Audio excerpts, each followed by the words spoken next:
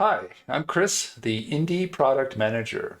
In this brief video, I'm going to give you an overview of my interpretation of the design thinking process and what I think is important to get it right. You may already be familiar with Dr. Stephen Covey's work, Seek First to Understand.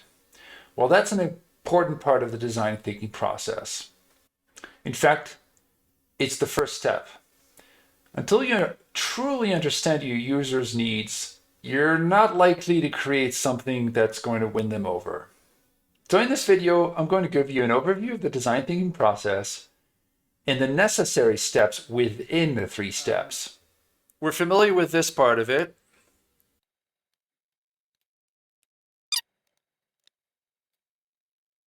So, seems simple enough, but it's easier said than done. Each of these can be broken down into another cycle. It's very tempting to get to this build phase as quickly as you can. You want to avoid that because it's very expensive to build something that the marketplace or nobody wants. How do we do this? How do we seek to understand? There's a lot of emphasis on empathizing. I want to talk about this a little bit and break this cycle down. You first have to know who are you looking to understand. When we talk about product cycles, as you know, we have a bit of a bell curve. Early adopters on the left, the mainstream, and then finally the rest of the population. If you're looking at a product that is creating a new market, you don't have any of these users here. So you're left with potential early adopters right here. So the first part is identifying your users. Then we have to observe them. You have to empathize with the users. Now that's a tough one because you really have trouble empathizing with your users if you're not experiencing the same problem that they have. Think about it for a second. Let's say you're a wheelchair manufacturer and you yourself have never had a disability or trouble getting around or having to use a ramp. It's going to be very difficult to empathize with your users.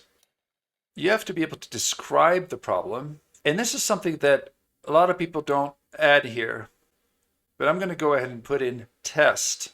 You want to be able to test your understanding. So how do you do that? That's a separate video. Today, we're just going to focus on the cycle. All right, when you only go down to exploring solutions, when you are sure that you understand what the problem is, because you might be solving a different problem. So now that takes us to the explore solutions part of the process. This is often called the ideate process, ideation.